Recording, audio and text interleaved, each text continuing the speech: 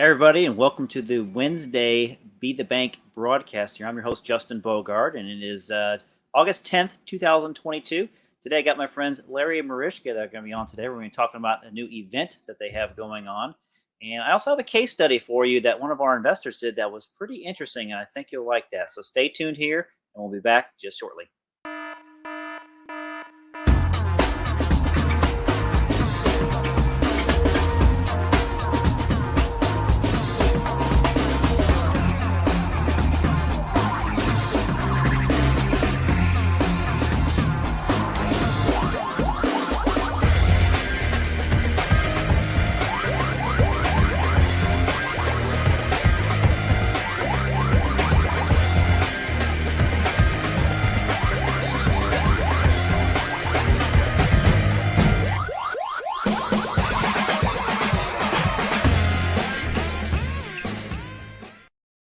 Well, it is good to have you two back on the broadcast again. How you guys doing? Hey, We're doing great. Glad to be here. We have upgraded. We kicked off Richard for the day, and we got you guys on. No.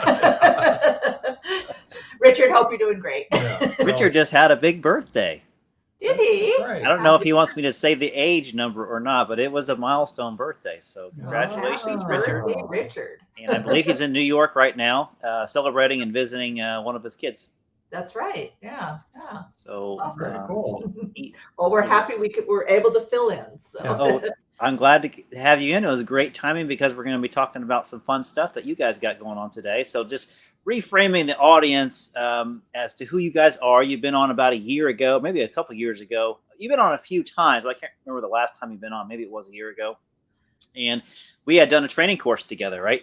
The Yes. constant cash flow training course that we offer. Mhm. And so that's when we kind of introduced that course and stuff. So what's kind of been new with you guys? A quick summary since then.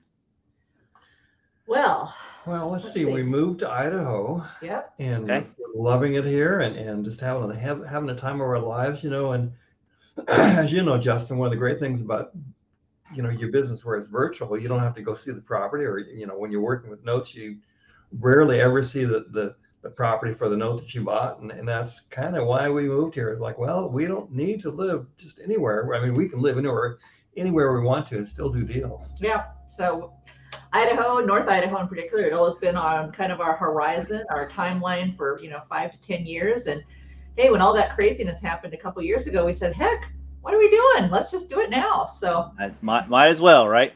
exactly. So yeah, so we're just doing what we do. We love creative deals. We love we love notes. We love seller financing. We love lease options. So yeah, we're just doing what we do, and just from a different place. That's awesome. I know you guys lived in the Seattle area before that, and then you moved basically a state over or two. Yeah, One- state over. Just one state over. One state over. Right.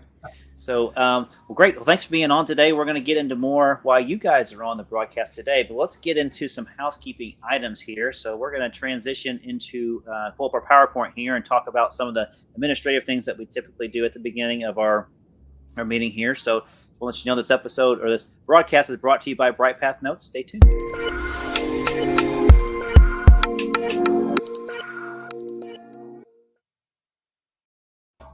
All right.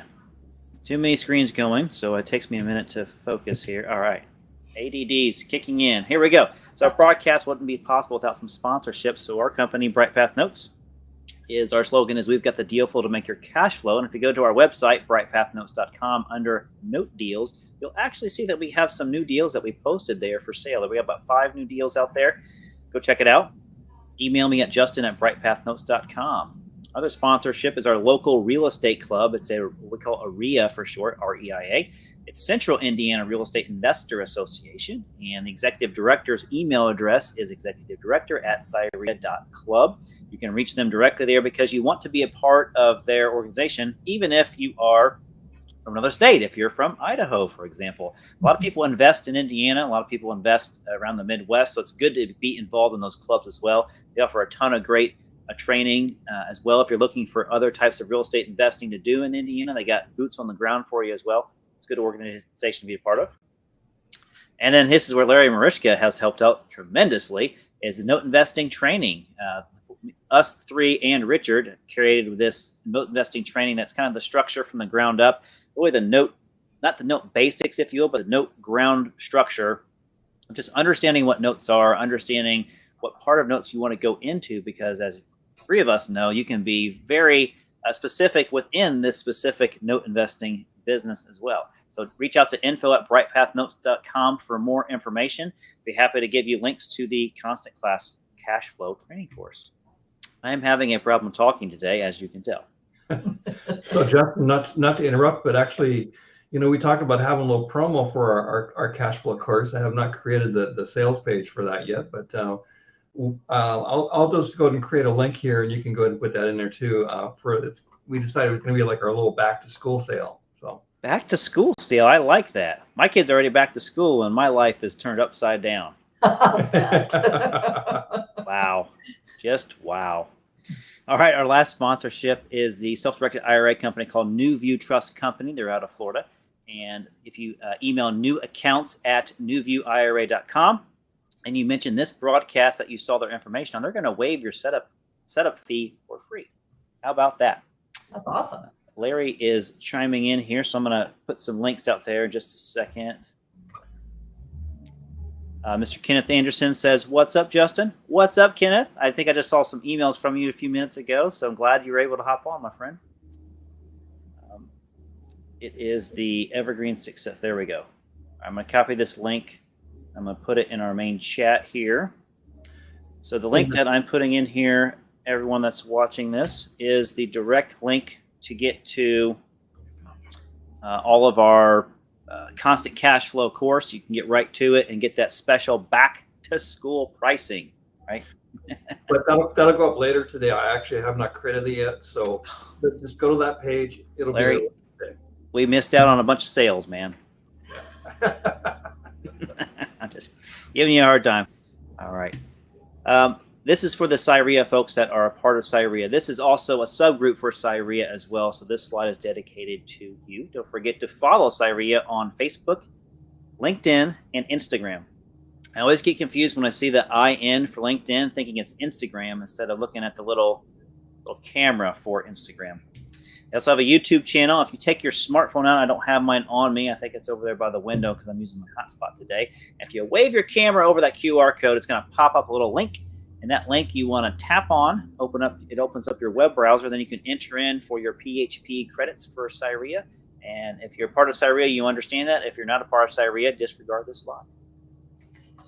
All right, so as you guys know, I've been promoting this for a very long time. I have a new iteration of my podcast now on season 4 called Be the Bank. It's a podcast. It's an audio version. We also record the video version of that as well.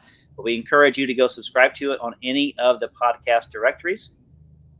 And did I pull up the wrong slide? I think I did pull up the wrong slide, guys. How embarrassing is that? I need to redo my PowerPoint here in the background. So, yeah. So take it away, Larry. Give me ourselves while you think. Yeah, that is incredible. I thought I clicked on the right one. I guess I had the dates so close together that's how I clicked on the wrong one. So shame on me for not double checking that. Wow. Okay. I think I pulled up the right one here. Let's go to play from current slide. This is. I got my kids in the background there. I don't know if you hear the noise or not, but they are watching some sort of movie in their room back there. Because typically I have them, go play or something, but they're so tired. I got one of them in cross country, and the other one is been at school all day as well. So they're just kind of wiped because this is their first full week back. So they went back last Wednesday, and so this. Technically, yeah, this is their first full week. So they've been one full week at school already. So yeah, they're definitely exhausted little ones. Kids around here don't go back to school for a couple of weeks, but oh yeah, but speaking of noise in the background, hopefully you can't hear the little mini bobcat. Little bobcat in our yard. We're having some yard work done and having our old patio ripped out and a new one installed. So oh wow. You got some work going on then, huh? got some work going on. I recognize that golf course. Yeah, look at that golf This course. is the famous floating green in Coeur d'Alene, Idaho, which is near where you guys live. And Yeah. coincidentally, Mhm. this is a place where you guys are going to have the event. And so I kind of just want to go be on this golf course right there if I have enough money to spend on this golf course. And see that little boat that's going across there? I don't know if you can see my mouse on the screen or not, but that little boat there is how the golfers get from the tee box to the green, and you got your own little chauffeur, a greensman, if you will, that kind of gets you up there. So it's really cool. So it's a very famous hole there. And you notice there's the ladies' tees that's about 90 yards away. That's the little tiny green that's kind of on the upper right hand side of your picture there. So To be clear, we're not having the event on the floating green, but it yes, will. you are. You are changing it to the floating green. Yeah. So it can handle like 4 people at a time on that boat. So it's going to be very, very hard, very long wait. So anyways, you guys have come up with this awesome event. You came up with this. I assume you was thinking about it last year, and you spent a lot of time and energy getting everything together for it. So let's go ahead and talk about the CDA RIA Summit. Well, CDA stands for Coeur d'Alene. It's just kind of the abbreviated, spelling and word for our little town here, Coeur d'Alene, Idaho. It's beautiful, but kind of hard to spell. Yeah, I had a hard time Googling that word, and I was like, I am not spelling this right. How do you spell that? If you don't know French, it's Coeur d'Alene. That's right. Well, we kind of decided that there really had not been a really big event here as far back as we know as far as anything in the real estate and the investing world and so forth. And so we got together with one other woman, and we decided let's go ahead and do this event in Spokane, Coeur d'Alene area. And I tell you, we have got some rock star speakers that have said, I will be there. I'd love to come to Coeur d'Alene. I'd love to present. And of course, it's a no pitch festival summit. Nobody's going to be getting on the stage and saying, go to the back of the room to buy my course or something like that. Right. Total content. And we're really excited about it. We're also going to have a little boat cruise. That boat cruise is optional. That's going to be happening on Saturday night. And just another It'll be bigger than that little ferry that was actually green. We're actually chartered. They have these big boats that go out on the lake, and so we chartered one of those boats just for this event. And so all the speakers will be there and on the boat, and so the opportunity to do some great networking, to go up to one of the speakers and say, hey, I wanted to ask you about X, Y, and Z, and it'll just be a really neat time. And now for the drum roll. Yes. We recently added a new contracted Justin Bogart to come and speak here. Me? Oh, that's awesome. I'm definitely going now. See that guy. That guy's incredible. Every time he speaks, I'm just. If we announce it first, then you'd have to come. You'd be kind of embarrassed not to. So. That's right. So I've always wanted to go to Coeur d'Alene. So when you guys moved close by there, I was going, oh my God, I have to figure out how to get out there. So this was not only a great way to help the note investing community and real estate community on some education, but also I get to go to Coeur d'Alene. I get to mark that off my list. So this is pretty cool. Well, I could share a little bit of the screen here. We could talk a little bit about that as far as the website. Yeah. If so I'll do that. And let's just mention the dates and stuff so folks Okay. know exactly when it is. Yeah, so it'll be on a Friday and a Saturday. It's a Friday evening, October 21st, and then all day Saturday, October 22nd. And then we'll wrap up the day. You'll have a little bit of time to, change your clothes, grab a bite to eat. And then, if you're lucky enough to get one of the tickets for the boat, because the seating is limited for that event, then you can, hop over onto the boat and go for, 2 or 3 hour cruise. We hope to get everybody on the boat. We actually have about 90% of the people that are signing up are signing up for the boat. So okay, cool. It's really kind of but anyway, So some of the speakers that we've got there, kind of scroll down here. Just a great group of people. Like I say, that we've got some national speakers here. If you've never heard Claude Diamond speak, you really missed out. Jennifer Beatles is a woman that has basically invested all over the country, and she specializes in out-of-state investing and loves to travel. I think she's in France right now, but she's still investing. Oh, cool. And Joe McCall is kind of one of those systems guys that's done all kinds of different things with systems and lease options, land, and whole bit. He's in Montana right now. He's normally from Missouri and up in Glacier Park.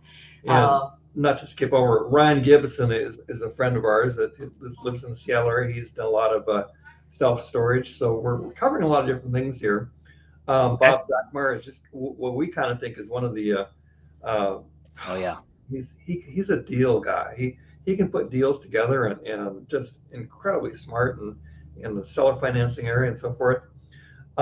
Derek Long is from Quest Trust, and we're excited that he's going to be presenting as well too.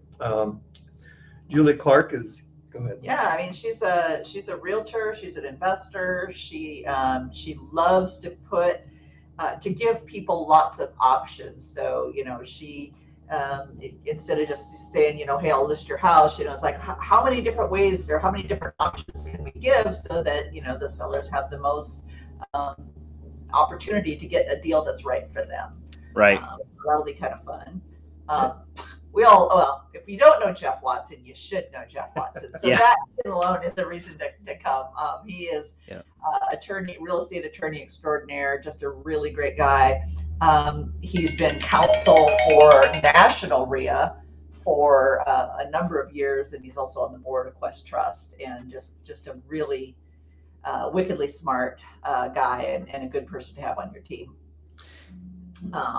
We're also, you got to have an accountant, right? Because how many real estate investors and note investors, get into the business and they kind of neglect the books. And let me tell you, taxes are a big deal. And having proper books and accounting and everything is a big deal. So we asked our CPA if he would come join us. We're so excited because, we've been working with him for a number of years, but to be honest, we've never actually met him because he shares his time between Chicago and Florida.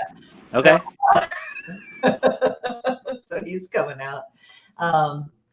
Kelly Clark is our partner in crime. She's one of the local investors here, and so she's co-producing this event with us. That's awesome. Justin, we're expecting really good things from you, Justin. So the pressure's on. Setting the bar. That's you got right. Some top-notch folks there that I have to follow. Yeah. This is.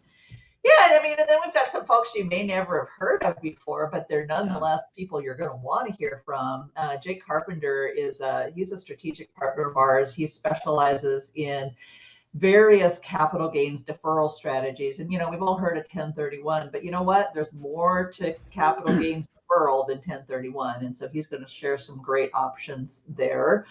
Okay. Nick, go ahead. Nick Beveridge he's a local investor and realtor, and he's just going to share some great case studies. He does a lot of different creative stuff, and he's a good guy. So you want to talk about Derek? Or Derek is a guy that's really specialized in credit, and he's been really researching lately as far as the changes in the credit laws and everything else, and how that affects everybody, including including investors.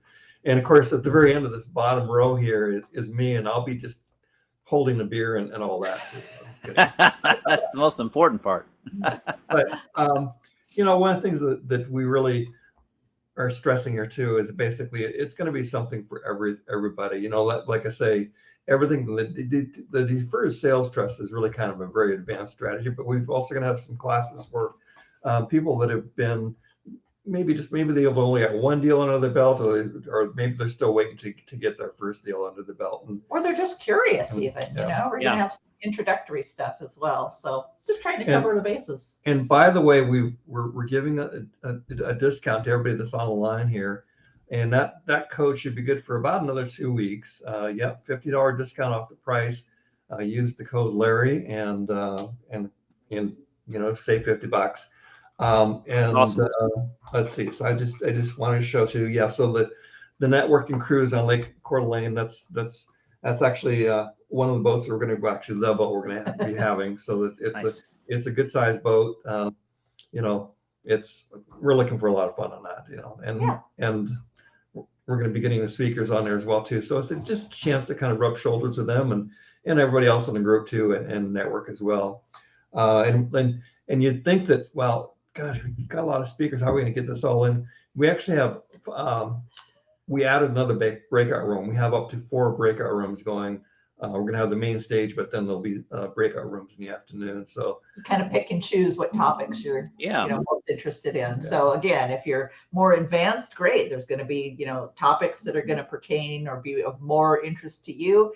If you're just getting started, we've got topics that'll be really appropriate for you as well. So That's awesome. It's a very well-rounded event that's going to cover basically almost all the real estate topics, if you will, and most importantly, also an accounting aspect of it. And then also, I love the self-directed IRA companies when they come out and get to talk about that's a really important, facet that, especially as real estate investors, oftentimes we're self-employed. And so, we need to be thinking about, how can we also be, planning for and contributing to our retirement. But quite frankly, there's also a lot of people who have self-directed IRAs. And if you're looking for private money, that can be a really good source. So I think people need to know about it. Yeah. And for those, of course, coming from out of town, we've secured some really good pricing on hotel rooms. And this is like a Best Western Plus, which is their top of the line, the Best Westerns. It's a very nice hotel. And there's information on the website as far as how you get those rooms. So. Yeah, the Best Western Plus. It's a plus, right? It's not just a Best Western. It's a plus. Yeah. Yep. And of course, we're encouraging people too. It's like, say the boat cruise, tickets on an available basis. If whoever signs up now, they can obviously they can get their family in as well too. So we're encouraging them, bring your spouse, bring your kids if you want, and come a day or so earlier, or stay a few days later. So. It's not going to be bad to go to that golf course. I tell you what, it's right. worth it. You get real estate knowledge and you get to golf. That's cool. Yeah. What could be better? Yeah, that's right. Those of you on YouTube and Facebook, I have put in the comment section exactly what I have up on screen, so you can easily click on it as well. Or if you're watching on our Twitter feed or our LinkedIn feed, you can go to cdareisummit.com. And then if you put in the discount code Larry, you're going to get $50 off. So even if you're on the west side of the country, it's a great event to go to. Or if you're not, it's worth the flight out there because Coeur d'Alene's, it looks awesome. So I'm pumped to get out there. I'm pumped to help you guys out and to speak again. And so I'm excited. Thanks for being on today and sharing all this stuff on what's going on with your event. Our pleasure. Thank you. So if you guys don't mind sticking around, I kind of have a case study I want to talk about. One of our investors.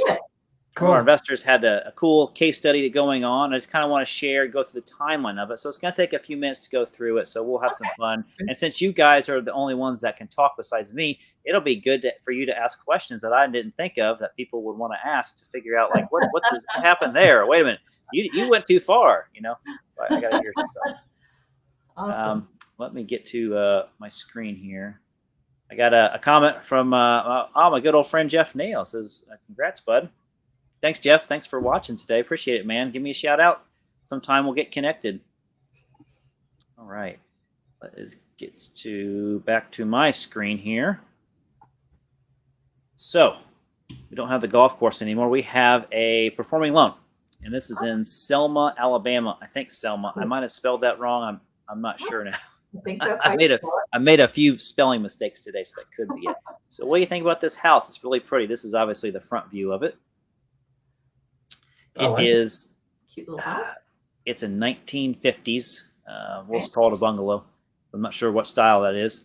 And as you notice, it kind of has little wedges that come off of the windows there, and it kind of cascades outward. So it's actually really long, a long house, like a shotgun type of house, if you will. But that's the picture of it. So it's pretty nice. A company got this through a foreclosure, right? And the same old story. They put a little bit of money into it, they rehabbed it, and they sell it with seller financing. Mm-hmm. And so they sold this with seller financing, and after a few months of making payments, they decided to sell a note.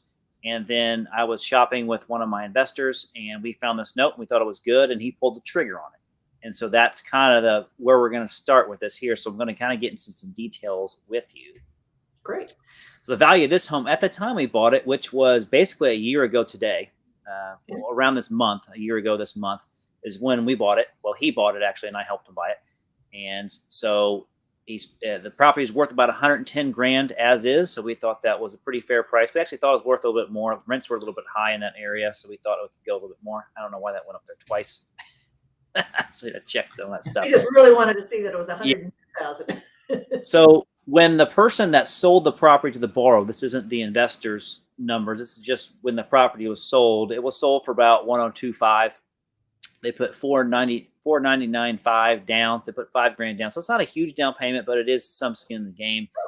So loan amount's 97.5. It's worth about 110. So you know you'd like to see more down payment, but this is kind of what happens. Yeah. The interest rate though is pretty sweet. It's a 9% rate. It's a $785 a month payment, and it's for 30 years. Actually, a little under 30 years, but I'm rounding up. Okay, I don't have to get this detailed with everybody. So the current unpaid balance when my investor was buying it was about 97.2. So it really didn't change that much. It went. I think it paid about 4 payments, and then we were really interested in buying it. We saw some other really cool things in the area and the city that we thought were really good. Gave really positive feedback on why we should go ahead and pull the trigger on something with low seasoning. I'm not sure if they ran some underwriting credentials on the borrower or not on this. I think they did some light stuff with financials, and it looked like it was a pretty good deal. So the investor paid $88.9 for this, basically 89 grand. Excuse me, 89 grand for it. So they got a decent little discount in there. They got about $10,000 kicker there. That's going to be nice for them in the future. And so their yield now is a 10% yield. It's a $785 monthly payment, and they got the term down to about $355 because, like I said, they stick about 4 payments in that, and that almost 30-year term, and that's about what was left on it. So does that make sense? By the way, if anybody this doesn't make sense, go ahead and chime in on the comment section. I'll go ahead and stop. Looks like I got a comment up there. Maybe somebody's making fun of me on here. That's my buddy, Adrian Ote. Hey, Adrian, how you doing, man? So he calls me gray blue because my eyes are 2 different colors. So if you didn't know that on camera, see, maybe I get closer. My eyes are 2 different colors. So he gives me a shout out. So thanks, Adrian. Appreciate that, my friend. Connect with me as well. Get me on Messenger so we can stay connected outside of this little real estate thing. So the investor here got the note. And this is what they bought it for, so what they paid for. So you realize, yeah, that the yield is pretty high. Well, the interest rate's pretty high on this note, and there's a little bit of risk to there because it has 4 payments. It's kind of a young, seasoned note, but we like this deal. We thought we saw some good other attributes that kind of offset that. So basically, the first due was April 1st of 21, right outside of the COVID stuff, and then the first due to him was August 1st of 21. So everything was looking pretty good, right? They were paying $785. They made 4 payments in a row. We underwrote the file. We looked at it. We said, yeah, this looks good. This looks great. And they made 4 payments. And so then they just made 4 payments. So by the time it came to his turn, unfortunately, they weren't making payments. Oh, wow. So this is kind of the worst case scenario for you as an investor when you get a performing loan that you assume is going to go performing and it doesn't really perform. So the unpaid balance is $97,283, so nothing changed there, and that's really what's owed from the borrower to the new investor. So he's owed 355 payments over 355 payments of $785. If you do the math, you can run that out. You can see how much interest is loaded onto this loan. I actually didn't do the math, so Larry, can you run the numbers and tell me what that is, please? 785 times 355. Are you serious? 785 times 355. We just have to get a calculator out. You have one handy. I assumed you had one handy. You don't have one in your pocket? I'm sorry. I don't. No. I usually just pull out my phone, but my phone is all the way across the window over there trying to get one hotspot reception going there. It'd be a big number. Yeah. 278,675. What? 280 grand over 30 years, but they only owe 97. This is what I love about notes, is that there's so much interest loaded onto this stuff. It's incredible. That's incredible. Mm-hmm. Okay, so let's get into the defaulted part of this note. So the house looks great. They were paying well, and then all of a sudden they stopped. I don't know if they stopped because there's a new note owner in town or what. I don't really think that's the case. I think just life happens, unfortunately. So the borrower didn't make any payments. They probably owned it. Let's see, we bought it in August, and it probably went September, October, November, probably November timeframe. We started sending out the demand letters, send out the loss mitigation letters, trying to find out what's going on. The borrower's in communication, right? They were texting, they were able to email, they were able to talk on the phone with the investor and the servicer, and kind of figure out their story. They were very transparent, what we perceived as being transparent. They said, yeah, look, I'm going through nursing school and I'm working part-time, and I wasn't able to work as many hours as I wanted to, so my hours got cut back. And so now I'm not able to afford to make this payment all the time. And so the suggestion was, hey, why don't you just make a partial payment or tell me how much you can pay, and let's just kind of figure out how we can modify this loan in a temporary basis and just kind of move forward. And then so they liked that idea, and there was communication back and forth. And we also said, hey, there is like programs out there that can help you as far as government assistance and mortgage assistance like that. You should look that up and hear some information on it. So she has kids, working part-time, willing to do a workout mod. And then she went dark. It was probably in the January, February, probably the February time frame. So we had been talking for about 60 days. She just kind of went dark and was just like, hey, just letting you know that we have to kind of go through foreclosure if you're not going to reach back out to us, blah, blah, blah. Being really nice, send out some emails, left some voicemail, send her a text, say, hey, just, want to give you a fair chance, make sure you're okay, what's going on. Just unreachable, right? She just kind of went dark. Then she came back into the mix while we were started foreclosure and mentioned something about, I do want to keep the house. And we're like, you should have contacted us, a month or so ago when we were reaching out to you. Hello, right? Hello.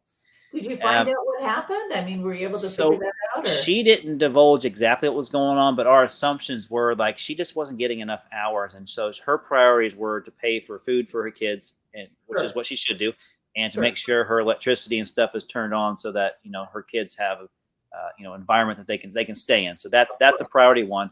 Unfortunately, we still have to go through foreclosure on it and stuff, but we encourage her to go after government assistance. And so she finally said, okay, I'll do it. What's the information? And so the servicing company gave her the workout information. And so we're still going through foreclosure. It was like, look, you had your chance to show us, that you were going to work with us and we were willing to, but then you didn't. So we're going to just go through foreclosure. But if you're able to get this stuff done, there's no harm, no foul, because foreclosure takes a while to go through anyway. So we just kind of proceeded with foreclosure. And then it got to like the July time frame, I believe, of this year. Maybe was it last month, the month before June? I think it was a June time frame. It actually got foreclosed on in Alabama. It went pretty quick, which I was surprised. Oh. And so we actually got the property back at the sale. So we had ballooned our number a little bit too high. So we went for the gusto, right? I think we had $100 some $1,000, maybe $105 in there as the strike price to buy it, and nobody bought it. So just revert it back to the bank or the investor there. So because it did that, we had some options, and all of a sudden we get a phone call and it says, hey, we've been approved by the government to get the hardest hits funds. And we're like, that's awesome. However, we've got the property back, This is a little bit of a different problem. So we talked to the servicer and they said, you know what? We've done this before in Alabama. We can rescind the foreclosure. So the foreclosure got rescinded. And we talked to however the courts do this is all through the attorney. This is something that I am not being a part of at all. We're letting the attorney handle it. Up to your attorneys as you should. And these fees are adding up, right? And we're keeping track of all the fees for foreclosure and stuff working on our attorney, because we can put that package together and give it to the government and say, this is what they owe. This is the breakdown of what they owe. And they were 13 months behind in payments. And so they wrote a check. Hardest Hits Funds wrote a check. Nice. And so they sent the money into the servicer. The investor got paid back for 13 months of delinquent payments, plus late fees, plus paying off the forced place insurance policy, plus any taxes that were being escrowed or paid in advance, and then plus all the attorney fees as well. So it was about a $15,000 check. I assume that came through. It was an ACH, wasn't really a physical check. Yeah.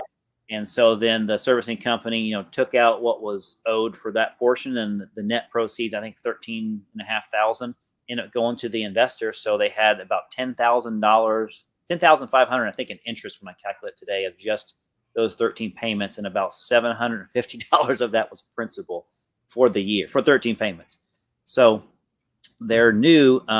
So they're fully caught back up now. So, after having nothing for 13 months when they bought the note, now they've gotten everything paid back plus late fees, and the investor is totally upside right now. So now the balance is 96.5. So it's gone down $750. Let's just call it. The investor is all in now for 78.8. So they're about 10 grand lighter in their pocket here. Mm-hmm. And so what's also cool is that the property values went up, right? So over a year's time, the property values actually went up. So now the risk went from being, I think that might be a little bit risky, to, okay, wow, we got a lot of protection now. So it was an inverse relationship, right? It just went in opposite directions. So that was pretty cool how the investor just kind of, they didn't panic, right? They knew that there was a process to this. There was a lot of money out there for this investor. He had never bought a loan at this value before. He was used to buying $30,000, $40,000, $50,000, $60,000 loans. So getting close to 100 was a little bit more of a stretch. Was a high side for him. So in anybody's shoes, that's a lot of money to have out there, but he went through the process. He stuck to his guns. He didn't panic. He didn't over exaggerate what's going on. He's done many notes before, but so things pan out well if you just stick to it and you communicate well with the borrower, you communicate with your servicer, you stay on top of it. And then as Hardest Hits Funds thing or any government assistance programs, whatever they have in those states, they're really helping out people right now a lot. So we're actually doing a loan right now with somebody that we bought that was non-performing, and they have already applied for the Hardest Hits Funds in their state, and they're pretty confident that they're going to get approved. And so we're going to be able to get them caught back up and also get a nice check because of that. The only thing I think I see that was kind of the little problem there is when the borrower went dark. If she just stayed in communication, hey, I like that idea that you presented to me as far as like the government funds that are out there, and I'm going to go ahead and work on that. If she just stayed in that, then it's like, well, it could have saved everybody some headache and gray hairs and everything else too, and or no hairs, right? Or no hairs, yeah. That's the case, maybe. But that's the beauty, and that's one of the wonderful things about notes and seller financing. It's like, as a smaller time investor. Yeah. Have you ever heard of a bank that's going to do a big bank, Wells Fargo, that's going to do something like that to really help out their borrowers? That just doesn't really happen. And those programs are out there for people, and it could be definitely a benefit for the investor and definitely a benefit for the borrower as well too. Yeah, and kudos to your investor for, just staying the course and, remaining calm.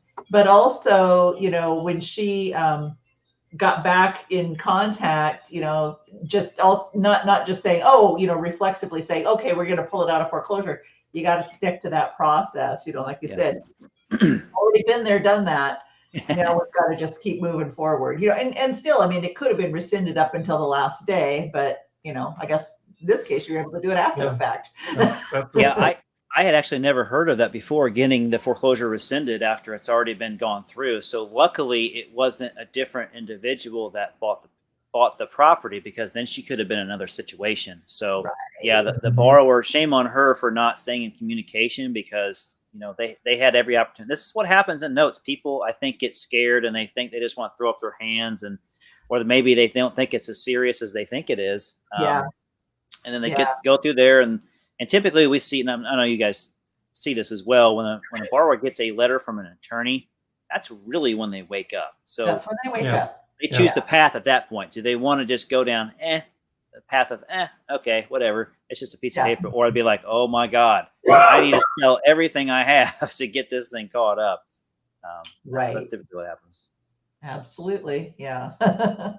Well, that's great. That's a kind of a really fun case study that shows how you can start out performing, go non-performing, and then come back and be sitting pretty. So it doesn't always work out that way, but in a lot of times it does. So that's amazing. That's really awesome. Love it. Yeah. So having loans go non-performing is not that bad. We've not only our investor, like I said, we're going through one as well that we actually bought non-performing intentionally. Yeah. And it's becoming, actually the borrower is going through a loan modification, getting it signed off now. Also, while they're going through a program as well to help them get caught back up with their late payments. We've also bought loans that have gone bad at like this as well. And sometimes the borrowers stay in communication. This is a pretty typical story. They stay in communication. They act like, they want to do the right thing in the beginning, and all of a sudden they just go dark for some reason. And just, we don't really understand why they go dark to a certain extent. We just know like, hey, we're giving you the chance. Like we're okay. If you can't make the payment this month, we're not going to, burn down the house or anything. We're like, just tell us what's going on and we'll figure out a solution. Just like you said, Larry, like the big banks, they're not going to do that stuff, right? They're going to be like, nope, sorry, can't forbearance. Nope, we don't do that anymore. Sorry, we're getting foreclosed on. We don't like doing that. Yeah. Well, that's great. That sounds like a win-win. Yeah, it was win-win-win for everybody. I'm going to advance through here to get ready to do our Q&A, our open Q&A here at the end. But just want to let you guys know, if they have a smartphone still out from before, wave it over this QR code here. And this is the form that you can fill out when you want to send us your deals for us to possibly buy or to price for you, or just kind of help you if you want us to help you buy it, as far as giving you some advice or us giving you our kind of take on it and say what's the good and the bad about it, or why we would buy it or why we wouldn't buy it, and to help you kind of learn and educate yourself on that. So land contracts, contracts for deeds, note and mortgages, note and deed of trust, lease options, any of those pieces of paper for first residential liens, send them our way. We'd love to take a crack at it. Our next meeting is going to be on Wednesday, September 14th from 6 to 8 p.m. Don't forget to follow Bright Path Notes on all of our social media channels, Facebook, Twitter, Instagram, and stuff. You guys may be on some of those channels right now. We do have the YouTube channel. There's my email again, and Richard's email. He's typically on with me, but he's on kind of vacation this week. I may not be on next week full time. I may just be on in the beginning part. My daughter is in cross country now, and so she has like a lot of meets until the end of September. So I think it's one of those, September 14th is the day where she's going to be at one of her meets that I need to be at. So I could be incognito in the background on that day. But if you guys have any questions or any comments or any questions in general about today's information that we went over, or just comments in general, feel free to go ahead and chime them in the YouTube or Facebook or Twitter, whatever channel you're on there. We'll pop them up here, and we're going to talk about them in just a minute.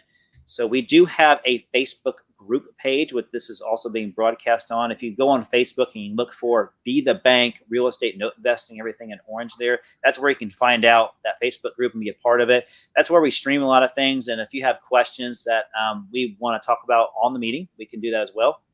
Or people have like questions about certain scenarios, about partials, and sometimes complicated things. They're looking for attorneys or people in different states. We can offer help with our little community as well right there.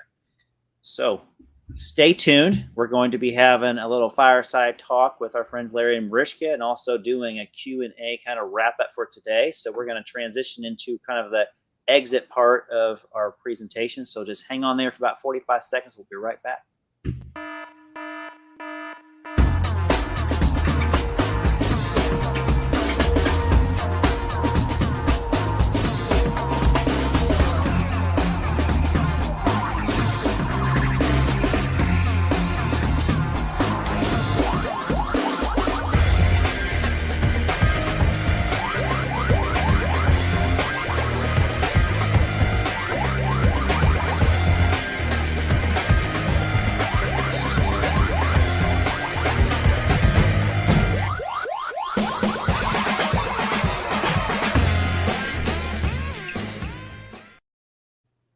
Mariska, thank you so much for being on today. Thanks for sharing about your amazing summit that you guys have coming up.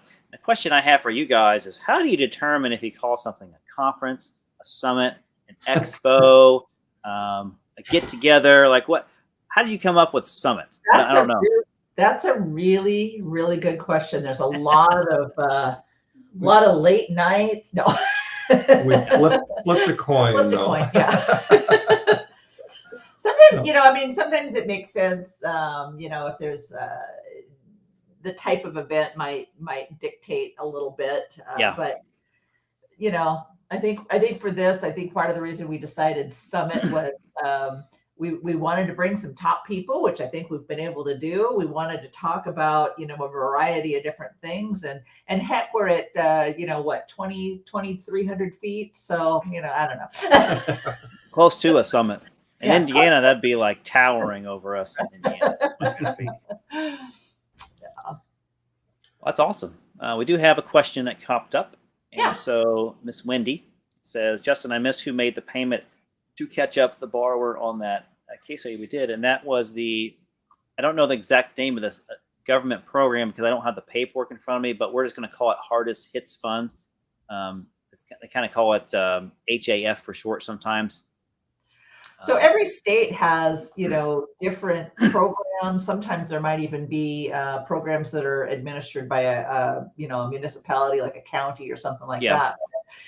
So there's a variety of different programs. So yeah, Justin, if you're not, doing deals routinely in Alabama, you might not know the name of their particular fund, but they are out there. In fact, you could just Google Hardest Hit Funds probably and get a list.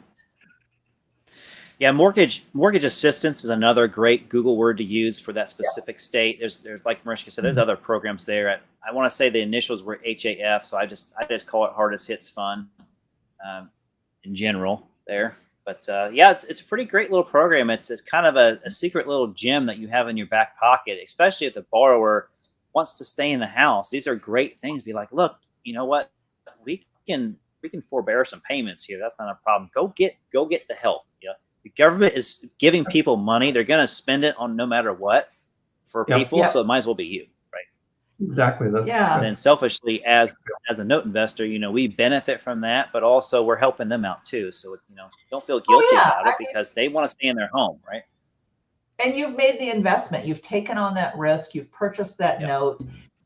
You should be, compensated. And the thing that's nice about these is that, the money does come back to the bank, does come back to the investor.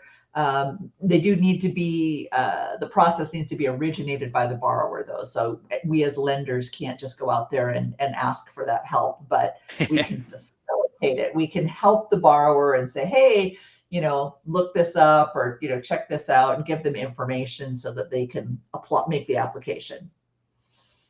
Yeah, it's great. Right. You can't fill it out for them or sign it. Like back in the day, my friend worked for a mortgage broker company, and we joked recently because of the Big Short stuff. We always talk about it when we see each other.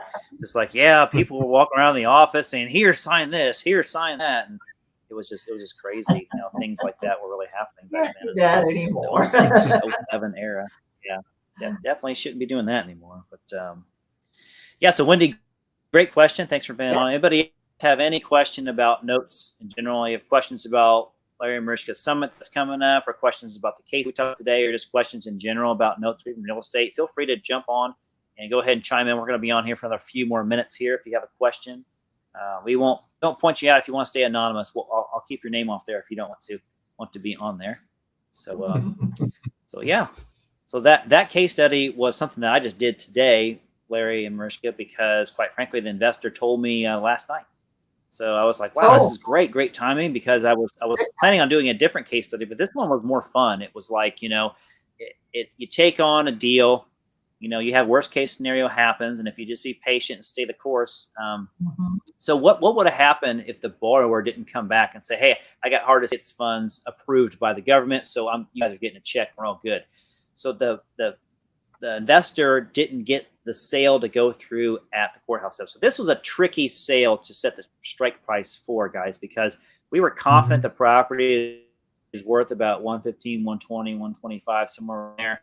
But we weren't sure what an investor would pay for it as is, because obviously they have to make a spread in there, right? So there has to be some sort of cushion for them. So we were thinking, should we set it for 90? Should we set it for 95? Should we set it for one? I think the total balance collectible, I think, was right at about 101, 102, I think. So that's probably where we put it. It's right there. We thought, well, what's the worst going to happen? We're going to get it back. And we saw the rents in the area. We're like, yeah, this looks pretty good. I think we're going to be okay. And he actually has a rental property in that state as well. So he was familiar with that stuff. So we were comfortable with that, knowing that if we got it back, which we thought we did, that we could just turn around, just put on our other real estate hat. It would have been more work and a pain in the butt for a little bit, but and again, we still get it cash flowing. It's not like we lose the investment. So That would have been That's worst case great. scenario. Worst case of worst case scenario. The beauty we of case studies too, we're actually doing a presentation next week at the Spokane group, and we're basically going to be talking 90% is going to be about case studies, because it's like, it's really what we love to do, and what we, as far as like make the deals and so forth, and we really love the way we feel when we solve somebody's problems and so forth too. It's like anybody can kind of go and learn the numbers and how to do it, and the mechanics and everything else, but really when it comes right down to it, helping people, putting together those sort of situations like you and your investor did, it's great. Yep. So this investor is very happy, and they already got their check. They got the wire from the servicing company, so they're happy as a clam, they say. Yeah. I was asked the question to the investor. They had got back to me if this particular program, they were going to start paying future payments as well. So I don't know what the actual program does, but I think I read somewhere there was the general program they have that the government pays up to $15,000 in payments, whether they're behind or they're going to be stopping making payments now and going forward for a year or so. So that's interesting as well. It's like I said, it's kind of free money. It's like if you're not going to use it, someone else is going to get it. So you might as well get your hands on it. So Yep. They have them just about every state. Some states, obviously, it may go by the electoral college type of size that they are for each state. I just use that term loosely, just because California is such a big electoral college state. So they get almost all the money, right? Because it's such a big state. A lot of people in Texas gets a lot of it as well. So the smaller states don't get as much money, but they do have it out there. And you should be able to Google mortgage assistance programs for whatever state that you're in if you're having a problem with the borrower. And I don't know the answer to this one, but I know someone's going to ask this question. If it's a land contract, can you get the assistance as well? And I'm not sure the answer on that, because some land contracts are recorded and some aren't. So obviously, if it's not recorded, you're probably not going to get the assistance. But if it is recorded, you may be able to still get the assistance. But definitely, if it's a note in mortgage or a note in deed of trust, you're not going to have any issue going through the application process. Now, is your circumstance a hardest hit type of circumstance? Well, only the government can answer that based on how you fill out the information. Right. Yep. Right. Mm-hmm. Have you guys had anybody wanting to get government assistance on any of the loans that you guys have? I don't believe we have. We've got somebody who, was in they are apparently in bankruptcy, and I just noticed that they must have decided to do 13 because they're starting to make payments again now. But so that's good. But we don't have anybody, in recent memory who has needed to go for mortgage assistance. Well, one of the things Mariska did as soon as the COVID hit and everything else, she just kind of like reached out to everybody and yeah. When we first were having the shutdowns and lockdowns and everything, that was the first thing I did. Is I reached out and I told the servicers, I was like, look, anybody, let's step up our communications. Let's anybody. Because I had some people who were rolling 60s, paying but just behind, Yeah. and had been for years, and I was never really too worried about it because they continued to pay. But I said, let's work with people. Let's step up our communications. If people are struggling, let's do some temporary, modifications, forbearance, whatever we need to do to help people stay in their homes, help them, get through this. And what was really interesting is that we didn't have anybody take us up on, needing a forbearance or a loan mod. But what was interesting was that 60-day late became current because of the stepped up communications, I think, and has stayed current ever since. So awesome. Can't complain about that. That's awesome. Well, guys, I think we cleared the board. Thanks, Wendy. We're glad that you're on the website for the CDA REI website. Hey there, Wendy. Yeah, check that out. Hopefully you're close by and it's not a long flight for you. I'll be traveling from Indiana, so it's not too long of a flight, but it's kind of almost 3/4 of the state there, or the country, sorry. Well, Justin, you've got your private jet, right? I could rent one, yeah. Yeah. I don't think I will though. I like flying commercial. So it's anyway, tiring up there, I know. The pilot might want me to fly the plane. I don't know. I don't want to have that pressure. I just want to relax. Awesome. All right, guys. Well, thanks again for being part of our show today. We really appreciate it. And thanks everybody for joining on live on the call today. This will be replayed for all of you that want to replay and you want to connect with us. Please connect with us through justin@brightpathnotes.com and look through all the comments and you'll see the links that Larry and I have put up there for you guys to click on so you can get to the summit and any other information that we have out there today. So great call today, guys. We're going to end it right under an hour, which we don't typically do very often, but I think we're very efficient today. So I like that.